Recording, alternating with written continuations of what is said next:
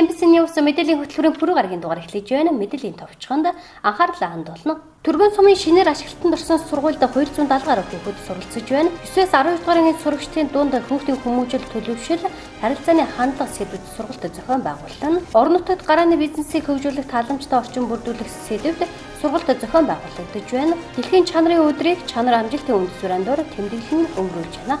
Эдгээр болон бусад мэдээллийн дэлгэрэнгээд анхаарлаа хандуулна. Мэдээ эхлэж байна. 2019 оны улсын төсвийн 2.9 тэрбум төгрөгийн хөрөнгө оруулалтаар баригдаж ашиглалтанд орсон Түргэн сумын ерөнхий боловсролын сургуульд 270 гаруй хүүхэд суралцж байна. Түргэн суманд 2019 онд улсын болон орон нутгийн төсвийн хөрөнгө оруулалтаар олон бүтээн байгуулалтын ажил хийгдсэний нэг 320 хүүхдийн суудалтай шин сургууль улсын төсвийн 2.9 тэрбум төгрөгийн хөрөнгө оруулалтаар ашиглалтанд орсон. Тус сургуулийг орон нутгийн аривжихуй ус компани барьж ашиглалтанд оруулж 9-р сарын 30-ны өдөр улсын хүмүүс хүлээн авч 10-р сарын 1-ээс эхлэн шин сургуультай үйл ажиллагаа явуулж эхэлсэн бөгөөд өнөөдрийн байдлаар тус сургуульд 270 гаруй хүүхэд суралцж байна. Шинээр баригдсан сургуульд сангийн сайд Хүрлбаатар 9 ангийн ширээ сандлыг бүрэн хангаж өгсөн бол Монгол банкны ерөнхийлөгч Баяр сайхан 10 компьютер, мөн аривжихуй ус компани захирал Старекс машины дэмжлэг тусалцааг үзүүлсэн байна. За энэ сургууль байна 2019 оны улсын төсвийн 2.9 тэрбум төгрөгийн хөрөнгө оруулалтаар аривжихуй ус компани маань сая 10 дугаар сарын 1-нд хүлээлгэж өгөөд бид 10 сарын 15-ны өдрийн шинэ сургуульд орлоо. Өнөөдрийн байдлаар манай сургууль бол 277 хүүхэд суралцж байна. За энэ сургууль маань өнгөрсөн 7 дугаар сард бас бид түүхэд 80 жилийн хавьг хийж сургуультай 100 гаруй сая төгрөгийн хөрөнгө оруулалт бүтээн байгуулалтын ажлыг хийж чадсан 44 төгсөгчд маань ирсэн. Тухайлбал сангийн сайд Хүрлбаатарын дэмжлэгтэйгээр бид 9 ангид ширээ сандал гомор. За Монгол банкны ерөнхийлөгч Баяр сайхны дэмжлэгтэйгээр 10 компьютер, аривжихуй ус компани захирал Сүхбаатарын дэмжлэгтэйгээр Старекс машин гээд маш олон бүтээн байгуулалтын ажлыг бол бид нэр төгсөгчд сургууль дийлэгтэй хүмүүсийнхаа дэмжлэгээр хийж чадсан. Өнөөдөр бид нар 3 давхар сургуульд ороод хичээлийн үйл ажиллагаа явуулж байна. Тэгээд бидний цаашдын зорилго бол үнэхээр сургуулийн орчин нөхцөл бол сайжирсан, техник хэрэгсэл бол хангагдсан. Бид нар бол ганцхан зүйлийн төлөө хүүхдээ нэмэгдүүлэх. За энэ жилийн хувьд бол бид нар 70 гаруй хүүхдийг бас сургуультай татж авч чадсан. Дотор байранд бол 75 хүүхэдтэй. За бас хүүхдийн тоо бол нэмэгдсэн. Ирэх жилээс бол бид нар бол хамрын сурах тойргийнхаа хэмжээнд бол хүүхдээ бол 320 бол хөргөн гэж зорилт тавиад сурлагынхаа чанарыг бол маш сайн өндөр хэмжээнд хөргөж ард иргэдийнхаа бид өмнө энэ хөдөө орон нутагт төдийлөн баригддаг 320 хүүхдийн сайхан сургуулийг бол ижүүрэн ашиглана гэж бодож байна. Шинэ сургуулийн давхар бүртээ ариун цэврийн өрөөтэй урлаг спортын заалтаа гадна талдаа саксны талбай зэрэг сургуулийн орчин сайжирч техник хэрэгслээ бүрэн хангагдсан бөгөөд энэ жил сурагчдынхаа тоог 70 гаруй хүүхдээр нэмэгдүүлсэн байна. Ирэх жил хамраа сургах тойргийн хүрээнд сурагчдын тоог 320 хүргэх төлөвлөгөөтэй сурагчдын сурч боловсрох орчныг сайжруулан ажиллаж байна. Дараагийн мэдээ. Хүүхэд маллалт клуб орон даяар хүүхдийн хүмүүжил төлөвшил, харилцааны хандлага сэдвийн хүрээнд ерөнхий боловсролын 9-с 12 дугаар сурагчдыг хамруулсан сургалтыг аймгийн гэр бүл хүүхэд залуучдын хөгжлийн газартай хамтран зохион байгуулж байна. Тус сургалтаар хүүхдийн харилцааны соёл, хүүхдийн өмнө тулгуун төж үе асуудлыг эерэг аргаар шийдэх, зөв хүмүүжих, ёс суртахууныг төлөвшүүлэх зэрэг асуудлыг хэлэлцэх юм байна. Хүүхэд маллалт клуб аймгийн гэр бүл хүүхэд залуучдын хөгжлийн газартай хамтран хүүхдийн хүмүүжил төлөвшил, харилцаа хандлага сэдвийн хүрээнд аймгийн төвийн ерөнхий боловсролын 9-с 12 дугаар сурагчдыг хамруулсан сургалтыг ерөнхий боловсролын 6 дугаар сургуулиас эхлэн зохион байгуулахар боллоо. Сургалтаар харилцааны соёлын талаар эерэг харилцааг бий болгохын тулд юун дээр анхаарах талаар сургалт зохион байгуулж сурагчдаас судалгаа авч гарц шийдлийн тодорхойлох юм байна. Хүүхэд маллалт клубээс орон даяар хүүхэдийн хүмүүжил төлөвшил, харилцааны хандлага сэдвийн хүрээнд сургалт зохион байгуулалт явж байна. Энэ сургалт маань ер нь хүүхдийн харилцааны соёл гэж юм юу юм? За хүүхэд ямар хүмүүжил төлөвшөлтэй байх вэ? Харилцааны хандлага буруугаас бид нар ямар буруу нийгэмд ямар буруу нөлөө үзүүлж байгаа энэ талаар урьдчилан сэргийлэх зорилготой юм сургалтыг бид бүхэн Өвөр Хангай аймгаас эхэлсэн одоо 6 дахь аймаг дээр ирээд ингээд аймаг болгонд 2 хоног ажиллаад ингээд явж байна. Ерөнхийдөө 21 аймгаар энэ сургалтыг зохион байгуулад энэ сургалтынхаа одоо сургууль зохион байгуулсан аймагаас судалгаа аваад цаашид одоо юун дээр анхаарч ажилламаар байна гэдгийг бас гэр бүл хүүхэд залуучуудын хөгжлийн эцэстэг гэж бид нар аймаг болгоны хөгжлийн эцэстэг хамтарч ингэж ажиллах юм зорилготойгоор энэ сургалтыг эхний ээлжинд бол сургалт хэлбэрээр явуулж байна. Дараагийн ээлжинд манай хүүхэд манлайлал клуб маань аймаг болгон дээр бас хүүхдийн эрх зөрчиж байгаа талаар хүүхдийн бүрэн хэмжээний жүжиг тавих зорилготой ингээд зөрчгийг маань бас аймагт тавих зардал мөнгийг маань дэлхийн зүүн олон улсын байгууллагаас бүх зардлыг гаргаад эхний ээлжинд бид нар энэ харилцааны хандлагын талаар гэр бүл хүүхэд хүмүүжил төлөвшлийн талаар хүүхэдтэй гэр бүл ямар хүмүүжил төлөвшил хүүхэд гэр бүлээс авч байгаа юм сурж байгаа орчноос хүүхэд ямар төлөвшил хүмүүжил харьцаж байгаа хүнтэйгээ ямар харилцааны соёл хандлагатай байгаа гэдгийг талаар сургалт хийгээд энэ чэнээсээ үндэстэн бас аймаг тус бүр дээр бас содон үйл явдлууд болж байна. Гэхдээ Ховд аймаг гэхэд өчигдөр ихэвчлэн хүүхдүүд маань захим ертөнцөөс их хүмүүжил төлөвшлийг авч байна гэдэг ийм байна. Ихэнхдээ бол хүүхдүүд бол гэр бүлтэйгээ ярихгүй, гэр бүлийн аав ээжтэйгээ ярихгүйгаас болж бид нар ингэж бас харилцааны соёл дээр суралцж чадахгүй наа гэсэн юм янз янзын хэлэлцүүлэх асуудлыг хүүхдүүд хэлж байна. Тэгээд энийг болох дээр аль болох манай хүүхэд манлал төрийн байгуулмаа клуб маань энийг анх удаага санаачилж 21 аймгийн гэж нар зүв тойроод бид ингээд сургалт хийгээ явж байна. Тэгээ өнөөдөр Увс аймагт ирээд Увс аймгийнхаа гэр хүүхэд залуучуудын хөгжлийн газрын дарга нансалмаа дарагт санал хүсэлтэд тавиад нансалмаа дарга маань бас биднийг бас сайхан хүлээж аваад ингээд сургалт өнөөдрөөс эхлээд 2 өдрийн турш сургуулиудаар тавигдах нэ. За ийм зорилготой байна да. Монгол улсын хэмжээнд хүүхдэд дээлтэй орон нутгийн төсөл 6 аймагт хэрэгжиж байгаа бөгөөд аймгийн гэр бүл хүүхэд залуучдын хөгжлийн газар хүүхдэд дээлтэй орон нутг болохын тулд хүүхдийн харилцаа хандлагад тулгамдж буй асуудалд үнэлгээ хийж гэр бүлийн өмнө хүүхдийн өмнө охид эмэгтэйчүүдийн хүчирхийлэл дуртад байгаа шалтгааны гарц гаргалгааг гаргаж цаашлаад эерэг зөв хүмүүжлтэй иргэн хүнийг бий болгон төлөвшүүлэхийн тулд олон зүйлийг санаачлан хийж байгаагийн нэг нь хүүхдийн манлайлал клубтай хамтран хийж байгаа хүүхдийн хүмүүжил төлөвшлийн харилцаа хандлах сэдвүүд сургалт гэдгийг аймгийн гэр бүл хүүхэд залуучдын хөгжлийн газрын дарга Нансалмаа онцлон ярьж байлаа. Монгол улсын хэмжээнд хүүхдэд дээлтэй орон нутгийн төсөл хэрэгжихээр 6 аймаг сонгогдсон байж байгаа. Энэхүү сонгогдсон 6 аймгийн нэг нь манай Увс аймаг. Тэгэхээр энэ Азийн хөгжлийн банкны төсөл одоо энэ сонгогдсон хүүхдэд дээлтэй орон нутгийн төсөл хөтөлбөрийг хэрэгжүүлэхийн тулд бол үндсэндээ тухайн аймаг дээр үнэлгээ явуулж байгаамаа. Тэгэхээр манай аймгийн хувьд бол үндсэндээ Увс аймгийн хэмжээнд хүүхдэд дээлтэй орон нутаг болохын тулд үнэлгээ хийж яг хүүхдэд дээлтэй орон нутаг одоо болох хэрэгцээ шаардлага нь юу байна гэсэн одоо судалгааг сургуулиудынхаа дунд явуулах гэж байна. Тэгээд эхний ажил маань юу гэхээр Увс Эрдэм ахлах сургууль уу одоо манай Увс аймагт сонгогдсон жишг сургууль дээрээс эхлэлчүүдийн үндсэндээ бол хилцүүлгээ хийж үнэлгээгээ эхлүүлэхээр болж байна. Мөн энэ асуудалтай холбогдлолтойгоор үндсэндээ Улаанбаатар хотоос хүүхдэд манлайлал клубын одоо залуучууд 21 аймаг гэсэн дүргээр тойроод үндсэндээ хүүхдийн харилцаа хандлага манлайлал гэсэн сэдвээр ихтгэл тавиад хүүхдүүдийг соёнгийн гэрүүлэхээр явж байгаа манай Увс аймагт хүрэлцэн ирсэн байна. Тэгэхээр өнөөдөр болон маргааш одоо 7-8-ны өдрүүдэд Увс аймгийн төвийн 6 сургууль дээр үндсэндээ хүүхдийн харилцаа хандлага манлайлал сэдвээр ихтгэл маань явж бид тэн дээрээ хилцүүлгээ хийж хүүхдэд дээлтэй орон нутаг болохын тулд хүүхдүүдийн өмнө тулгамдж байгаа асуудал, сургуулиудын өмнө орчны хувьд тулгамдж байгаа асуудал гэсэн энэ бүх одоо хүүхдийн одоо орчин боловсролын орчинд бол үнэлгээ хийх ажлууд маань хийгдэх юм аа.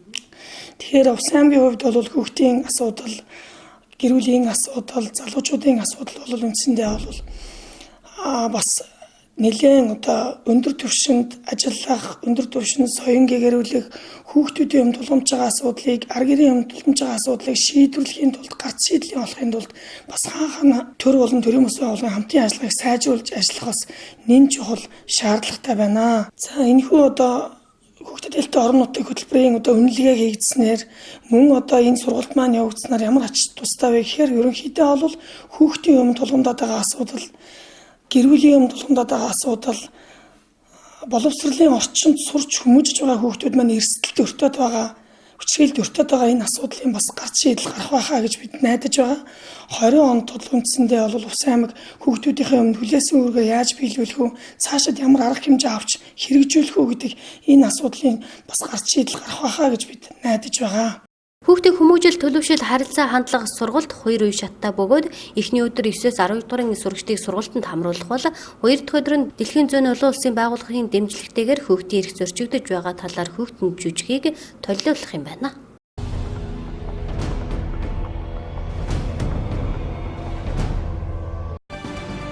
Аймгийн татварын хэлтсийнхэн 6 суманд ажиллаж нэмэгцөөртгөө албан татварын хуулийн хэрэгжилтэнд хил тавьсан байна. Энэ хүрээнд тус сумдын 26 аж ахуйн нэгжид тургуулийн арга хэмжээ авч 60 гаруй цэгүүдэд шаардлага хүргүүлсэн байна. Түүнчлэн Улаангом суманд үйл ажиллагаа явуулдаг тусгай зөвшөөрлөлтөй 138 хуулийн этгээдэд хилд шалгалт хийж байна. Энэ үеэр тус системд огт холбогдоогүй 2 хуулийн этгээдэд тургуул ногдуулснаас гадна цахим төлбөрийн баримт бага болгосон байгууллагуудад шаардлага хүргэсэн байна.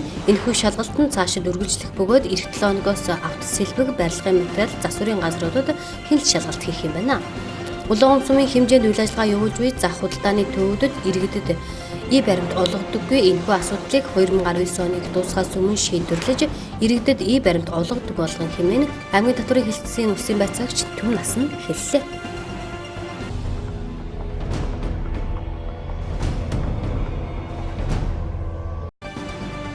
Засгийн газрын ээлжид хуралдаанд 2019 оны 11 дугаар сарын 6-ны өдөр болж Монгол Улсын засгийн газрын хэрэгжүүлэгч агентлаг Галийн ерөнхий газрын дэд дарга Бат Эрдэнэ Мэд төрөөмжид хувьцаат компани бүгд найрамдах Солонгос улсын нийслэл сөөвлөдөх төлөөлөгч Баатар цогт нарыг мөрөөдө тоглоом тоглож энэ төрлийн үйлчлэгээ эрхэлдэг байгууллагаар үйлчлүүлсэн баримтаар нотлогдсон тул үүрэгт ажилласан чөлөөлөхөр шийдвэрлээ. Шийдвэрийн биелэлтийг хангуулж ажиллахыг сангийн сайд Хөрлбаатар зам тээвэр хөгжлийн сайд инх хамгаалалт нарт даалгасан юм. Төрийн албаны тухай хуулийн дагуу төрийн захиргааны болон үйлчлэгээний албан хаагчийн ёс зүйн дүрмийг шинжилэн баталж төрийн албан хаагчид гадаад улс орнуудад зорчихдоо мөрөөдө тоглоом тоглох энэ төрлийн үйлчлэгээний газруудаар үйлчлүүлэхгүй байхыг тодорхой зааж өгсөн байдаг.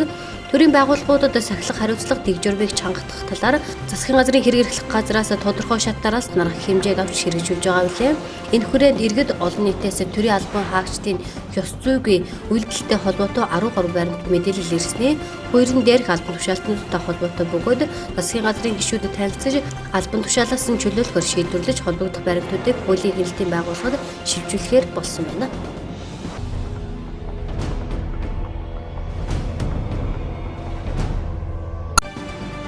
Хүсгэл аймгийн нийгмийн даатгалын хэлтээс өөрийн холбооны сүлжээгээр дамжуулан мэдээлэл өгөх кал центр үйлчлэгийг нэвтрүүллээ. Энэхүү үйлчлэгийг нэвтрүүлснээр тус байгууллага иргэд даатгуулагч, ажил олгогчид болон нийгмийн даатгалын хэлтсээс мэдээлэл авах хүн бүхний цаг хугацаа хэмнэн орон зай хамгааллыг харгалзахгүй үйлчлэх юм. Тодорхойлбол иргэд даатгалын тухай мэдээллийг 75-10 дугаарт залгаж байцаагч тасгийн дарга нартай холбогдсон хүссэн мэдээлэл авах боломжтойг нь дээрх дугаарт залгахад энгийн үсгийн тарифаар төлбөр тооцогдох юм байна.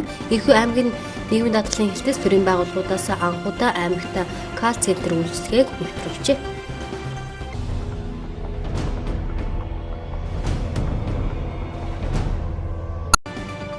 Монгол Улсын 2020 оны төсвийг хэлэлцэж буйтай холбогдуулж Монголын үйлдвэрч нэвлэлээс өчигдөр мэдээлэл хэлээ. Монголын үйлдвэрч нэвлэлийн ерөнхийлөгч Амланбаатар улсын хурлаар Монгол Улсын 2020 оны улсын төсвийг хэлэлцэж байгаатай холбогдуулна.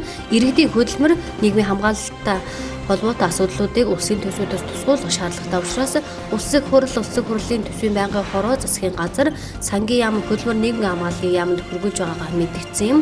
Мөн төрийн болон төсвийн байгууллагын хөтөлбөрийн аюулгүй байдал эрүүл ахуйн зардлын хувь хэмжээг төсвийн зардлын ангилалд оруулж улсын төсвөд тусгаж хөргүүлэх хөтөлбөр нийгмийн хамгааллын сайдын 2004 оны 77 дугаар тушаалын төрийн хөнгөлөлтөд тогтоох газрын дор болон хөтөлбөрийн халуун хүнд нөхцөлд хамаарах ажил мэргэжлийн жагсаалтанд 1779 ажлын байруудад хийлгэсэн хөтөлбөрийн хэвийн бус нөхцөлийн үнэлгээ дүгнэлтүүдийг үндэслэн нэмэлт өөрчлөлтийг нэн яралтаагаар оруулах шаардлагатай. Мөн нийгмийн даатгалын шимтгэлийг нэмэгдүүлэхгүй байхаар улсын төсвөд тусгаж хэрэгжүүлэх цалин тэтгэвэр тэтгэмжийг нэмэгдүүлэх их үйлсвэрийг нь улсын төсвөд баталгаажуулж хэрэгжилтийг хангуулахад онцгой анхаарах хэрэгтэй гэдгийг онцоллоо.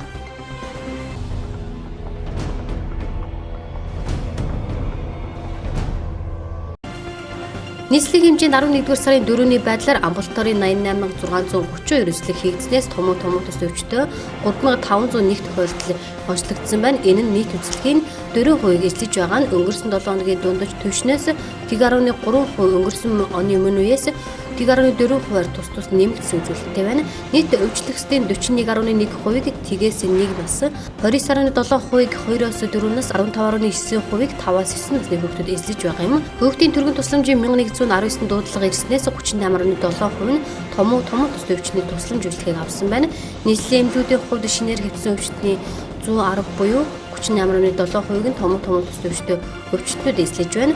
Амьсгалын замын цочмог халбар болон том тус өвчний үед эцэг эхчүүд бага насны хүүхдэд тавих анхаарал халамжаа сайжруулж, илчлэг сайтай хоол ундаар дархлааг нь дэмжих, дулаан хувцлах, олон нийтийн газраар дагуулж явахгүй байх, амны хаалт тогтмол зөвлөгөх, өвчлсөн тохиолдолд дур мэдэн эмчлэхгүй байх, ариун цэврийн дэглэм сайтар сахиж шаардлагатай тохиолдолд эмнэлгийн байгууллагад хандахыг анхаарууллаа.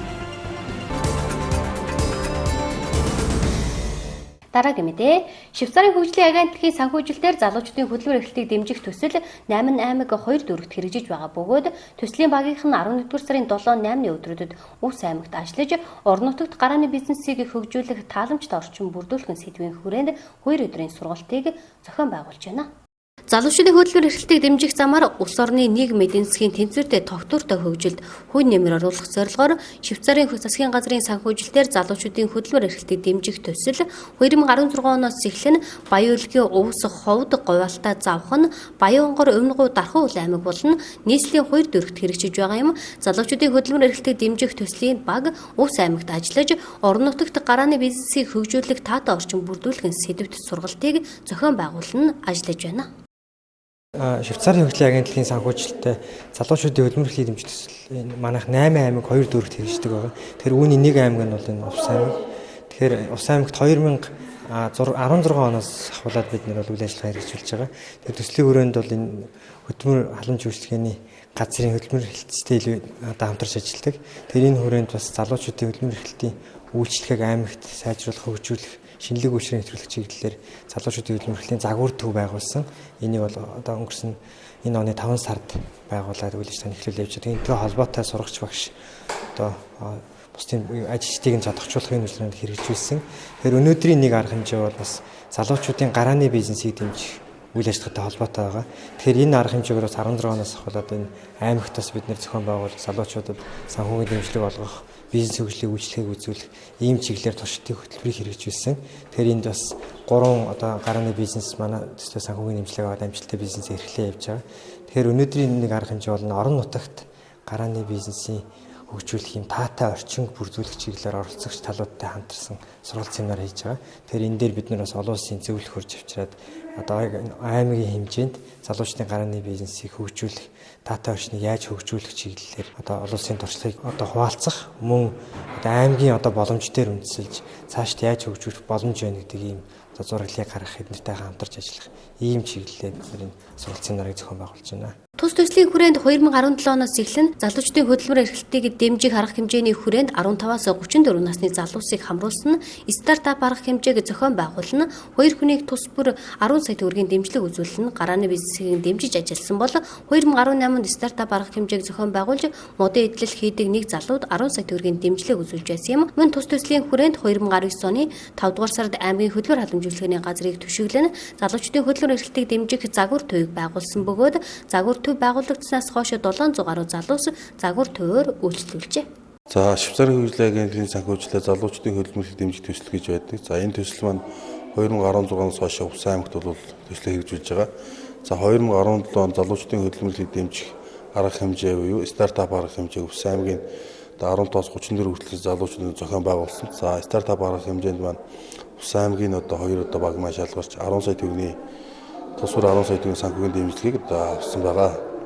За 2018 онд бол бас одоо энэ арга хэмжээ мөн хэрэгжиж бас энэ Увс аймагаас мөн залуучуудын модельийн чиглэлээр үйл ажиллагаа эрхэлдэг. Одоо баг маш шалгарч 10 сая төгрөгийн бусдалгүй санхүүгийн дэмжлэгээ авч гарааны бизнес эрхлээ явж байна. За мөн одоо 2019 онд одоо энэ Швейцарын хөгжлийн агентлагийн санхүүжилтээр залуучдын хөдөлмөр эрхлэлтийг дэмжих төслөөс Увс аймагт бол залуучдын хөдөлмөр эрхлэлтийг дэмжих тэдний чөлөө цагаа өнгөрүүлэх сурч хөгжих боломжийг бүрдүүлэх зорилгоор залуучуудын хөдөлмөрлөлийг дэмжих загвар төв гэж 40 сая төгрөгийн санхүүжилтээр энэ одоо загвар төвийг байгуулж өгсөн. За загвар төв маань 19 оны 5 сард байгуулагдаж яг өнөөдрийн хүртэл маань загвар төвөөр 700 гаруй залуучууд маань хөгжүүлээд байна. За энэ одоо төслөөс бас одоо Увсан аймагт маань залуучуудын гарны бизнесийг дэмжих таатай орчныг бүрдүүлэх чиглэлээр энэ төслийн одоо олон улсын зөвлөх төслийн удирдагч одоо Монголын одоо энэ төсөл хэрэгжүүлж байгаа ажилтнууд ирж байна. За аймгийн хөдөлмөрлийн зөвлөлийн гишүүд мөн ажиллах шийдвэрийн холбооны төлөөлөл, худалдаа ажилуулгын танхимын төлөөлөл, мөн одоо ихтэй сургууль, Улаанган политехник коллеж гэсэн ийм одоо яг төлөөллүүдийг оролцуулсан сургалт семинарыг зохион байгуулж байна. Энэ удаагийн залуучуудын хөдөлгөөн эрхлэлтийг дэмжих сургалт нь орон нутгийн залуучуудын гарааны бизнесийг дэмжих ажлын хэсэг болно. Холбогдох талуудын чадварыг бэхжүүлж, аймагт гарааны бизнесийг хөгжүүлэх таламжтай орчин бүрдүүлэхэд дэмжлэг үзүүлэх зорилготой юм. Сургалтанд хөдөлгөөн эрхлэлийн салбар зөвлөлийн гишүүд, Улаанган политехник коллеж, худалдаа аж үйлдвэрлэлийн танхимын төлөөлөл, жижиг дунд үйлдвэрийн газар, бизнес хөгжлийн байгууллагын төлөөлөл оролцлоо. Дараагийн мэдээ. Дэлхийн чанарын өдрийг 1989 оноос эхлэн жил бүрийн 11-р сард дэлхийн нийтээр тэмдэглэж ирсэн бөгөөд манай улс тус өдрийг 16 дахь жилдээ тэмдэглэж байна. Энэ жил дэлхийн хэмжээнд чанарын өдрийг чанар амжилтын үндэс суурьнд тэмдэглэлд өнгөрүүлж байгаа бөгөөд аймгийн стандарт хэмжил зүүн хэлтээс чанарын өдрийг өгтөн 7 хоногийн турш нээлттэй хаалганы өдрийг зохион байгуулна ажиллаж байна. Дэлхийн чанарын өдрийг 1989 оноос эхлэн 11-р сарын 2 дахь пүрэв гарагт тэмдэглэж ирсэн бөгөөд Монгол улс чанарын өдрийг 16 дахь жилдээ чанар амжилтын үндэс урайндор тэмдэглэл өнгөрүүлж байна. Дэлхийн чанарын өдрийг дэлхийн өнцөг булан бүрт байрлах компаниудын гаргаж буй альва бүтээгдэхүүн үйлчлэгээний чанар, тулгуурч буй бэрхшээлийн талаар олон нийтэд сурталчлах зорилгоор тэмдэглэдэг. Чанар бол тухайн компани байгууллага аж ахуйн нэгжийн эдийн засгийн амжилтын үндэс суурь бөгөөд бүтээгдэхүүн үйлчлэгээний чанарт анхаарал хандуулах нь үйлчлүүлэгчдийн сэтгэл ханамжийг сайжруулж, тогтвортой бизнес эрхлэх, эдийн засгийн эрсдлийг тодорхойлох, удирдлагын зардлыг бууруулах, ашигын түвшинг дээшлүүлэхэд тусалдаг аймгийн стандарт хэмжил зүүн хэлтээс дэлхийн чанарын өдрийг өгтөн нээлттэй хаалганы өдрийг зохион байгуулна.